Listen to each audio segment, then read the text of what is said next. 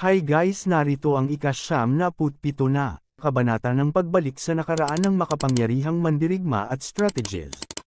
Tara at simulan na natin ang kwento.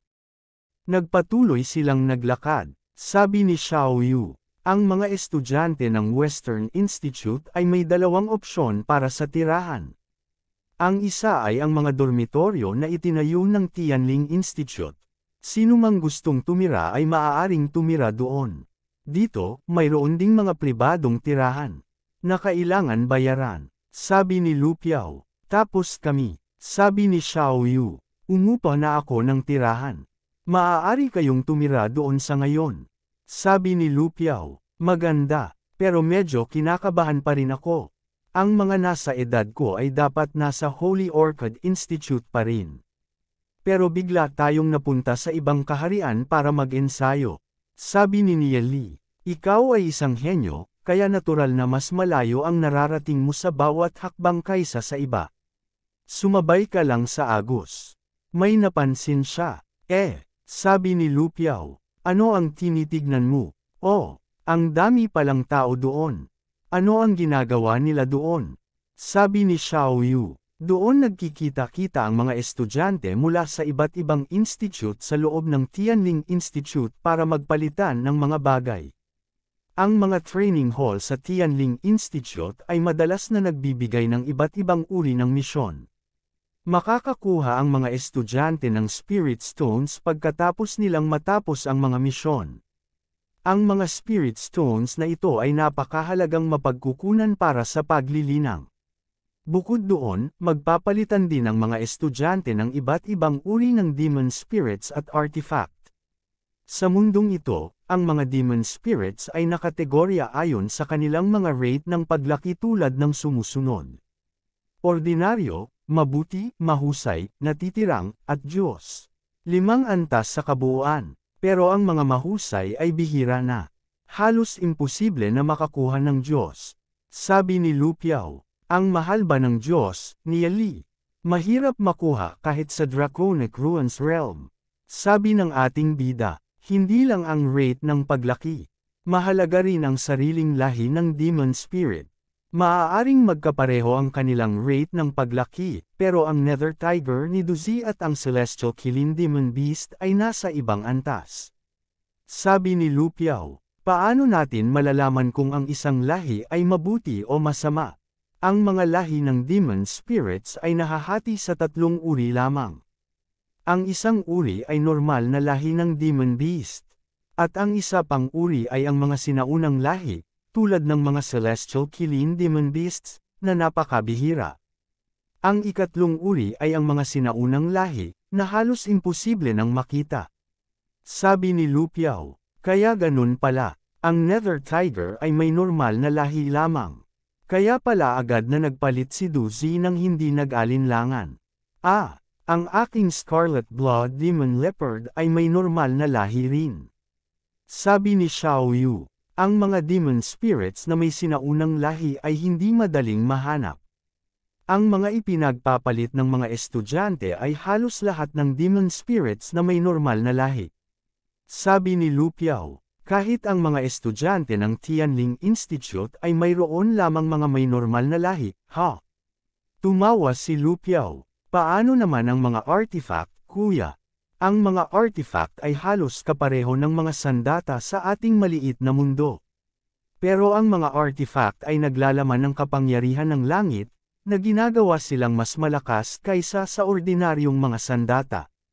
Mula sa mahirap hanggang sa mabuti, ang mga artifact ay nakategorya sa 9 na grado. Bukod doon, mayroon ding mga transcendent artifact at Godslayer artifact. Pero malaking tagumpay na ang makapangkuha ng 3 grado na artifact. Karaniwan, makakabili lang ng ilang 1 grado na artifact. Sabi ni Lu Piao, kaya pala, I wonder kung gaano kalakas ang mga artifact na naglalaman ng kapangyarihan ng langit. Sabi ng ating bida, paano kung pumunta tayo doon para tingnan?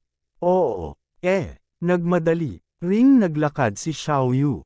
Ipinakita ang kalangitan. 2 spirit stones para sa isang demon spirit na may mahusay na rate ng paglaki. Mayroon bang gustong magpalat ng siyam na spirit stones para sa isang 2 grado na artifact? Maririnig sa paligid. 2 spirit stones para sa. Ibigay mo sa akin ito. Hindi, sabi ni Lu Piao. Wow, ang mahal ba ng mga spirit stones? Sa Glory City, ang isang demon spirit ay nagkakahalaga ng daan-daang libo o milyon-milyong demon spirit coins. Sabi ni Xiao Yu, ang mga spirit stones ay napakahusay na pantulong para sa paglilinang. Mas mataas ang antas ng paglilinang, mas maraming spirit stones ang kakailanganin.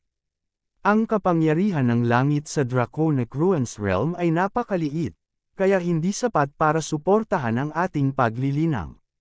Pero ang mga spirit stones ay naglalaman ng dalisay na asensya ng kapangyarihan ng langit. Oh, tapos ilang spirit stones ang makukuha sa mga elixir ko. Sabi ni Xiao Yu, ang mga elixir na iyon ay walang silbi dito. Sabi ni Lu Piao, kung alam ko lang, mas marami sana akong dinalang demon spirits dito. Sabi ni Xiao Yu, ang mga ordinaryong demon spirits ay hindi rin magiging kapaki-pakinabang. Ito ang Draconic Ruins Realm. Kahit na mahirap mahanap ang mga sinaunang lahi, hindi napapansinin ng mga estudyante ang mga ordinaryong demon spirits.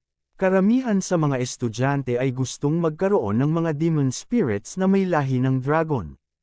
Sabi ni Lu Piao, mga dragon, sabi ni Xiao Yu, para sa mga demon spirits na may normal na lahi, kailangan nilang magkaroon ng Diyos na rate ng paglaki para makapukaw ng mga mamimili. At sa tingin mo ba madaling mahanap ang mga may Diyos na rate ng paglaki? Sabi ni Lu Piao, kaya pala nasayang lahat ng paghahanda ko. Nasira ang pangarap kong yumaman. Sabi ng ating bida, kailan mo ba inihanda ang lahat ng ito? Sa isip ng ating bida, mukhang maliban sa Thunder Meteorite Sword, Green Poison Pearl at ang iba pang mga bagay na hindi ko ibibigay sa iba, wala akong ibang dala na may halaga. Ang Nightmare Demon Pot ay hindi rin dapat ipakita ng maaga.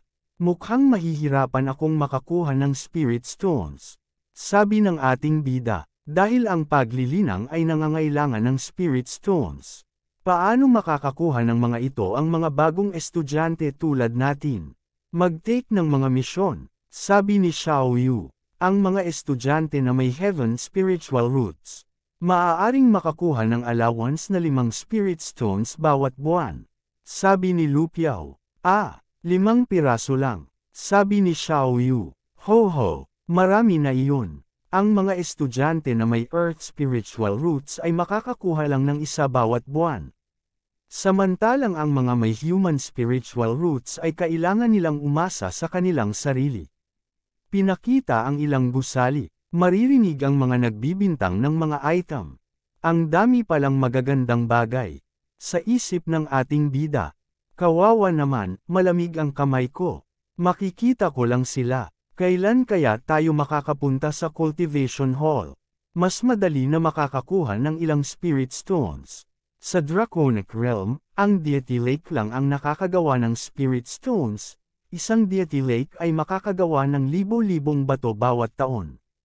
Ang bilang ng Deity Lakes ay bumababa bawat taon, at may mga laban sa bawat pangunahing sekta para makuha ang Deity Lake. Ang isang malaking sekta tulad ng Divine Feather Sect, ay kumokontrol ng isang malaking bilang ng Deity Lakes. Para ay supply ang pangangailangan ng buong sekta. Tianling Court, West Division. Patuloy silang naglalakad.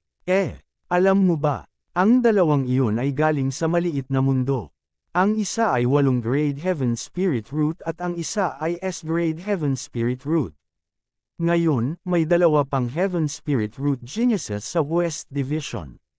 Sige na, si Xiao Yu ay may 7 grade Heaven Spirit Root. Pero hanggang ngayon, hindi pa rin siya nakakapasok sa Fate Realm.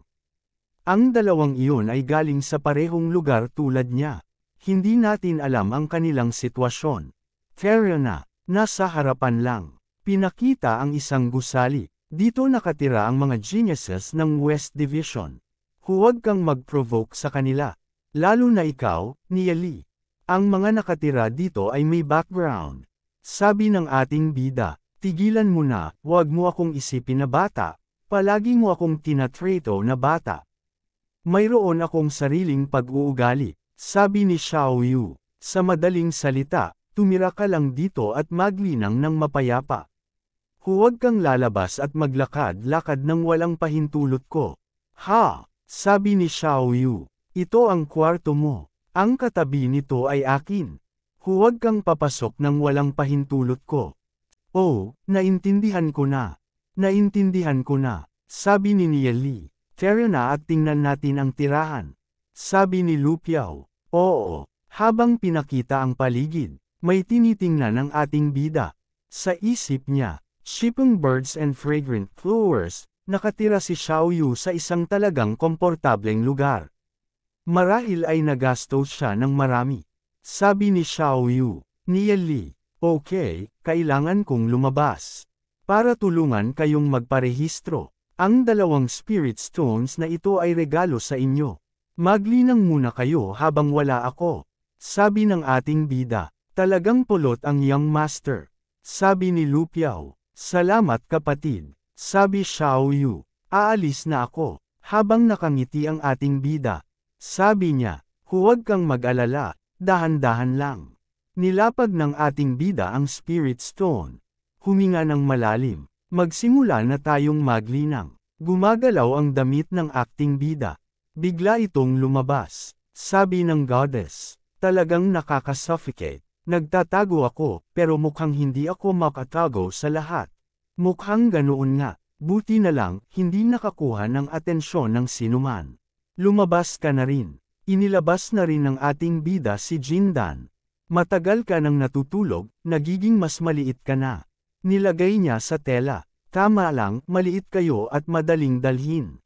Sabi ng ating bida, maraming estudyante dito ang nagdadala ng iba't ibang demon pets. Marahil ay itinuring din kayong demon pets. Sabi ng goddess, habang naglalakad, nakaramdam ako ng napakaraming malalakas na aura. Sa Draconic Ruins realm na ito, halos lahat ay master. Sabi, pagkatapos ng lahat, ang ating maliit na mundo. Talagang maliit kumpara sa Draconic Ruins realm. Kahit ang mga spirit gods ay parang mga mortal lang dito. Talaga, kailangan kong magmadali at maglinang. Ang ambient aura ng Draconic Queen's realm ay ibang-iba sa ating maliit na mundo. Hindi ko nga alam kung kaya kong ma-absorb at ma-refine ito. Ang life form ng goddess ay ibang-iba sa atin, hindi ko nga siya mabibigyan ng magagandang cultivation techniques. Sa isip ng ating bida, kailangan niyang umasa sa kanyang sarili. Natigilan siya ng sandali. Sabi ng ating bida, kailangan ko ring magmadali sa Fate Realm. Talagang hindi ako pwedeng matalo sa Demon Lord. Nagsimula ng umilo ang Spirit Stone. Umilo ito ng pataas na liwanag. Sa isip ng ating bida, palagi akong na-stuck sa maliit na mundo, pero ngayon ay makakalinang na ako ng kapangyarihan ng langit. Ang sarap talagang ma-refine ang kapangyarihan ng langit pagkatapos mag-ensayo ng langit. Maraming kakaibang paraan ang ginamit ko para mapabilis ang aking base cultivation. Kung ito man ay isang kakaibang interception o ang Demon Spirit Devouring Technique, talagang nakaka-torture. Shinik. Sa kabilang banda, lahat ng pores ng aking katawan ay nararamdaman ang ginhawa. Ang kapangyarihan ng langit na ito. Natuyo na ang Spirit Stone. Ano? Ha? Napakaliit. Naubos na ang kapangyarihan ng langit ng Spirit Stone. Pagkatapos maglinang ng Heavenly God Cultivation, ang aking Soul Sea capacity ay naging malawak. Hindi sapat ang isang piraso ng Spirit Stone. Kailangan kong makakuha ng mas maraming Spirit Stones. Kung hindi, wala akong magagawa dito. Hanggat may sapat na Spirit Stones. Gamit ang aking 8 grade Heaven Spirit Root talent sa buhay na ito, at ang aking pag-unawa sa paglilinang at daw mula sa nakaraang buhay, tiyak na makakapasok ako sa Heavenly Fate Realm real soon.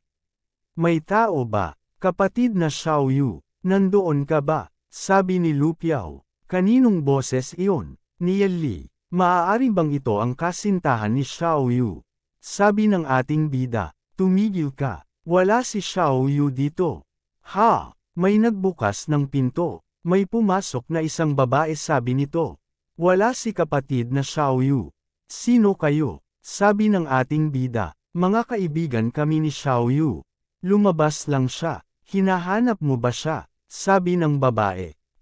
Wala namang importante. Narinig ko lang na bumalik si Xiaoyu.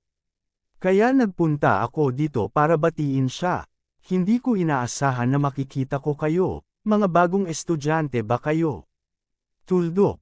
Sabi ni Lu Piao. Oo. Ha. Ano ang pangalan mo, ate? Nagpakilala ang babae. Ang pangalan ko ay Huang Ying. Ako ay kaibigan ni kapatid na Xiaoyu.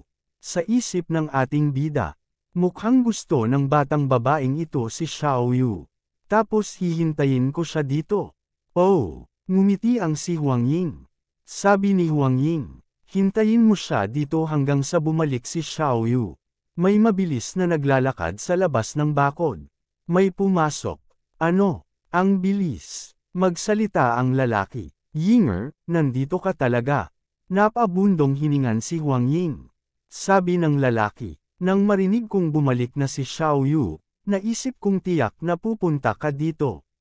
Bakit ka nag-aalala? Yan Hao. Sabi ni Yan Hao. Yinger, ano ba ang maganda kay Xiaoyu? Na nagiging obsessed ka sa kanya.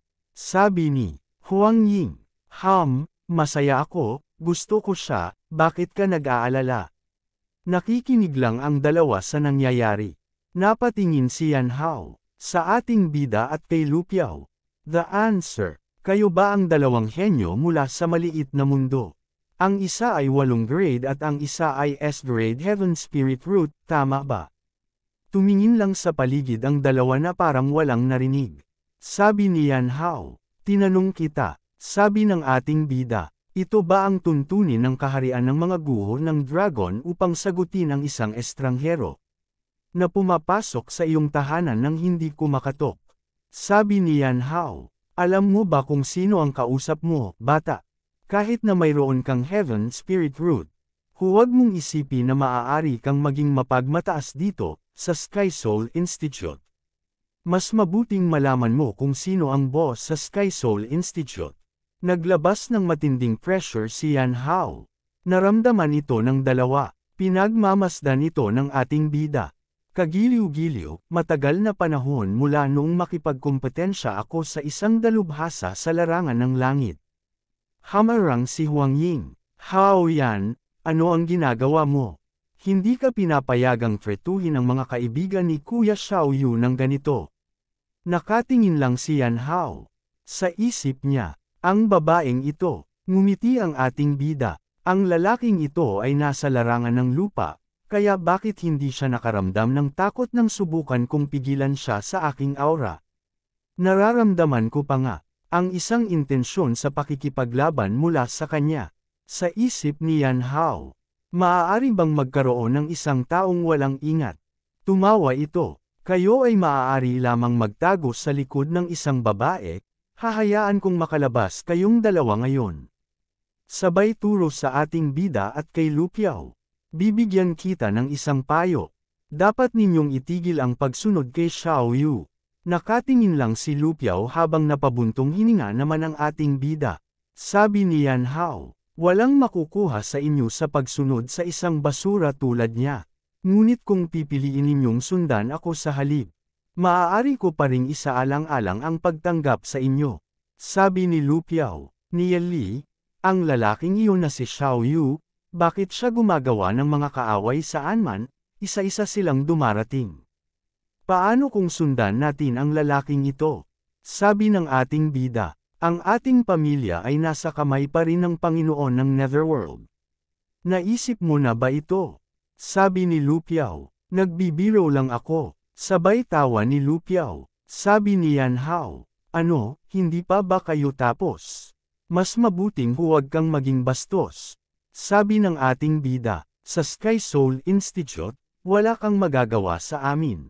I-save ang iyong mga kaawa-awang trick. Kumunot ang noo ni Yan Hao. Sabi nito, wala kang magagawa sa inyo. Kung gayon, masyado mo nang hinahamak ang batang ito. Nagsalita si Huang Ying. Yan Hao, kung manggahas kang gumawa ng isang bagay sa mga kaibigan ni Kuya Xiaoyu, hindi kita patatawarin. Sa isip ni Yan Hao, mabaho ang babae. Sa isip niya, maaari akong magkaroon ng maraming babae, na kasing ganda mo kung gusto ko. Kung hindi ang iyong ama ay isang matanda, sino ang mag-aalala tungkol sa iyo? Sabi ni Yan Hao, Xiaoyu, nasaan siya? Oh, nagtatago ba ang batang iyon at hindi nang ahas na lumabas? At ipinadala mo ang 2 baguhan upang magbantay. Napangiti ang ating bida habang napabuntong hininga naman si Lu Piao. May nagsalita, sino ang nagsabing nagtatago ako? Biglang pumasok si Xiaoyu.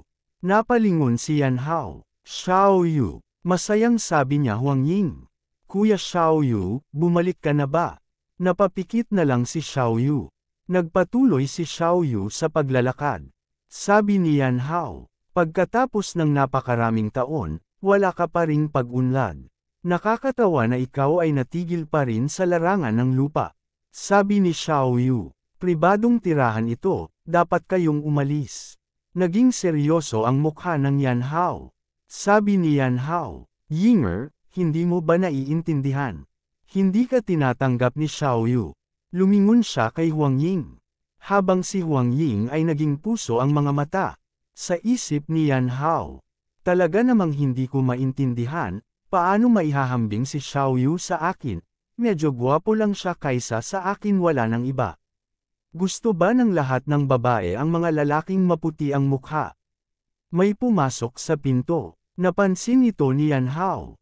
Sabi ng babaeng nakapula, Xiaoyu. Sabi ng babaeng nakaputi, bumalik ka na, Kuya Xiaoyu. Kuya Xiaoyu, mayroon akong ilang halamang gamot na maaaring lubos na mapabuti ang iyong paglilinang. Sa isip ni Huang Ying, ang 2 babaeng ito na naman. Bakit sila nasa lahat ng dako? Sa isip ni Yan Hao, damn it, bakit ang sikat ng lalaking ito? Sabi ng babae na pula, Xiaoyu, kailan ka magpa-practice sa akin? Habang nakangiti ang babaeng nakaputi, Kuya Xiaoyu alternasyon, tumulo naman ng bahagya ang pawis ni Xiaoyu. Tumingin ang ating bida kay Lu Piao. Sabay hinawakan niya sa balikat. Bumalik na lang tayo sa ating silid, wala tayong pakialam dito. Sabay tawa ni Lu Piao. Sige, fair na, sabi ni Xiaoyu. Hoy, kayo ay maghintay. Sabi ng ating bida, ano iyon? Sa isip ni Xiaoyu, mga walang katapatang tao, gusto ninyong iwanan ako sa sitwasyong ito. Sabi ni Xiaoyu, tapos na ang inyong pagpaparehistro. Maaari kayong pumunta at magbigay ng respeto sa inyong mga guro bukas. Ito ang inyong mga plaka ng pagkakakilanlan. Sabi ng ating bida, maraming salamat. Sabay mabilis na isinira ang pinto. Habang nakatalikod si Xiaoyu, sabay-sabay nagsalita ang 3 babae. Kuya Xiaoyu, Kuya Xiaoyu, ang ating bida ay nasa loob na ng kanyang silid. Panahon na upang mag-practice. Nakita niya si Jindan may lumilipad-lipad. Akala ko nakapak na ako. May inaabot si Jindan. Nilalaglag siya sa tuwing sinusubukan niyang abutin. Jindan, masyado kang mataba. Gusto mo ba ito? Ang mga tira ng espiritual na bato. Gusto mo bang kainin ito? Ito ay isang espiritual na bato. Kahit na may isang ordinaryong artifact, mahirap itong sirain. Sinimulan ng kainin ni Jindan ang Spirit Stone. Sabay tingin sa ating bida. Sabay nilunok nito sa Spirit Stone. Pinagmamasdan lang ito ng ating bida. Sumapit na ang gabi. Maririnig ang pag-inom ng ating bida sa kape. May napansin ang ating bida. Merong anino sa labas ng kanyang pinto. Pumasok ka. Si Xiaoyu pala ito. Excuse me, Nieli. Sabi ng ating bida. Ano ang magagawa ko para sa iyo? Sa ganitong oras ng gabi. Umupo si Xiaoyu. Sabi ni Xiaoyu. Nagdulot ako ng problema sa iyo ngayon. Pasensya na. Sabi ng ating bida. Lahat ito ay walang halaga. Binata Xiao, hindi ka lang pumunta rito para dito, tama ba? Napabuntong hininga si Xiao Yu. Sabi ni Xiao Yu, pagkatapos ng pagsubok sa espiritual na ugat, nais kong tanungin ka ng isang tanong. Alam mo ba kung bakit ako natigil sa larangan ng lupa at hindi maka-breakthrough? Sagot ng ating bida, syempre, sabi ni Xiao Yu. Talaga bang alam mo? Sabi ng ating bida, ikaw ay naglilinang. Ang Myriad Dragon Roars, na pamamaraan ng paglilinang, tama ba? Sabi ni Xiao Yu, tama iyon, nakikita mo pa nga ito. Sabi ng ating bida, hindi lang iyon, ang iyong 10,000 umuungal na dragon technique ay hindi kumpleto. Kaya't sa bawat pag-breakthrough sa larangan ng langit, makakaharap ka ng isang pinto na pumipigil sa iyo. Ginagawa itong mahirap na masira. Sabi ni Xiao Yu, kung gayon ang purple bamboo shoot na sinabi mo. Tumawa ang ating bida, hindi ko sinabi sa iyo, iyon ay isang biro lamang, bihira itong mangyari. Sabi Xiao Yu, ang Nieli na ito. Sa isip ng ating bida, ang lalaking ito ay mas may karisma kaysa sa mga ordinaryong babae. Kaya pala siya pinag-aagawan. Nakita ng ating bida na kumikinang-kinang ang mukha ni Xiao Yu. Nakatingin pa rin ang ating bida. Nagkatinginan ang dalawa. Umubog-ubo si Xiao Yu. Kung gayon hindi na ako makaka-breakthrough. Sabi ng ating bida, syempre hindi, upang matulungan kang maka-breakthrough, may isang paraan. Ngunit kailangan mong hayaan akong gumawa ng acupuncture. Hayaan ang karayom na pumasok sa iyong balikat, daanan ng hangin, at ilang iba pang lugar, makakatulong ito sa iyo na maka-breakthrough. Ito ay gabay na magic. Sabi ni Xiao Yu, talaga bang epektibo ito? Sagot ng ating bida, syempre, ang bawat karayom ko, ay tumpak na tumpak. Pagkatapos ng ilang karayom pababa, ipinapangako ko na makaka-breakthrough ka sa larangan ng langit. Nag-iisip si Xiao Yu, sabay tingin sa ating bida. Sabi ni Xiao Yu, tutulungan mo ako sa ilang karayom. Sabi ng ating bida, walang problema, iwanan mo ito sa akin. Dapat kang umupo, tanggalin ang iyong kamiseta. Hinawakan sa balikat ng ating bida si Xiao Yu. Namula ang mukha nito, siya na lang ang nag-alis ang kanyang kasuotan. Maaari ka nang magsimula, sabi ng ating bida. Iniisip mo ba na maaari kong itusok ang mga karayom sa pamamagitan ng iyong kamiseta? Oo, ipinakita na ni Xiao Yu ang kanyang balikat at kumikinang ito. Nagulat ang ating bida, lumabas ang ugat nito sa ulo. Kung gusto mong tanggalin ito, tanggalin mo. Pareho tayong lalaki. Ano ang ginagawa mong mabagal? Sabi ni Xiao Yu. Hindi na kailangang tanggalin pa ito. Ang lalaking ito, huwag na lang. Ha, mabuti naman, ang balat ng lalaking ito ay naingatan ng husto. Maaari mong sabihin na mas mahusay ito kaysa sa isang babae. Wow! Nang inag ang ating bida, napalingon si Xiao Yu sa ginagawa ng ating bida. Sabi ng ating bida, hindi, wala, magsisimula na ako ngayon. Balikat. Itinusok na ng ating bida. Sa isip ni Xiao Yu. Ang pakiramdam na ito, lahat ng chi ng aking katawan ay nagsisimulang umikot, ang aking dagat ng kaluluwa ay umiikot din. Ang ilang mga impurities ay nagsisimulang hamupa. Epektibo ito, daanan ng hangin. Idikit, tapos na. Kumusta na? Nararamdaman ko ito. Nagkaroon ng aura ang mata ni Xiao Yu. Ganun din ang kanyang buong katawan. Sabi ng ating bida, wow! Ang mga epekto ay napakabilis. Inaasahan ito, lahat ng taon ng pagsusumikap. Lahat ay ilalabas dito, syempre. Wow! Napakasigla ng kapangyarihan. Ang 10,000 umuungal na dragon ay isang napakasiglang teknik. Hindi ko alam kung saan mo natutunan ito. Sa pagkakataong ito, si Xiao Yu ay makaka-breakthrough sa larangan ng langit. Ang hinaharap na paglilinang ay magugulat sa maraming tao. Habang nakafocus si Xiao Yu, patuloy ang pagpasok ng aura sa kanyang dagat ng kaluluwa. Lumitaw, lumitaw, lumitaw. Sa isip niya, Ano, tatlong kaluluwa ng kapalaran ang lumitaw ng sabay-sabay. Ang aking paglilinang ay maaaring maka-breakthrough ng napakabilis. At dito nagtatapos ang kabanata. Maraming salamat po.